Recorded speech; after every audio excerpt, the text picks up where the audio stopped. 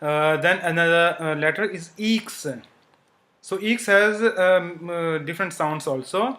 So whenever it comes the middle in the middle of a word like tax, it is pronounced as x, tax. Okay, X, like as we pronounce it, X. So tax. But at the end of a word in English, sorry, in French, like these two words, which are two numbers, like six, sex, six.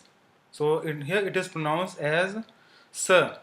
Six means six, the number six. Okay. So this word and this word also, dex, this is pronounced as this. Okay. So six,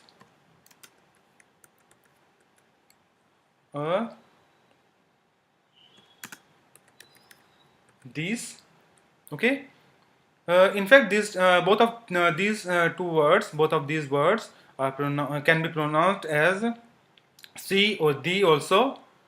That means X becomes silent at that time, but and it is also pronounced like C. So there is no difference.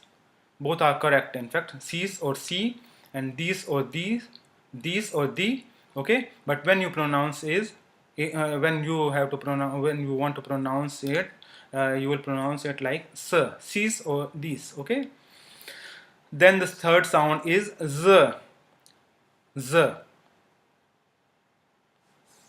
So in the starting and sometime also between two vowels. Okay. So in the starting, like here, x, y.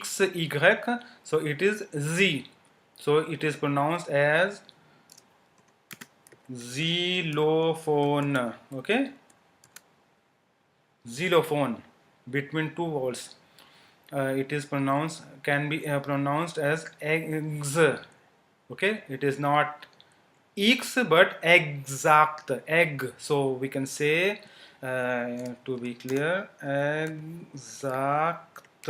Okay, so that you can understand the real pronunciation of this word exact in Hindi or in English. Exact at the end with the liaison.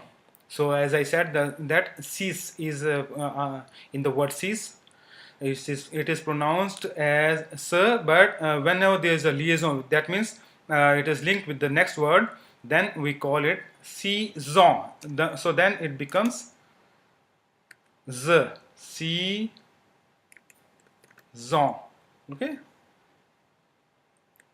how can I say? Okay, maybe like this so that it remains clear.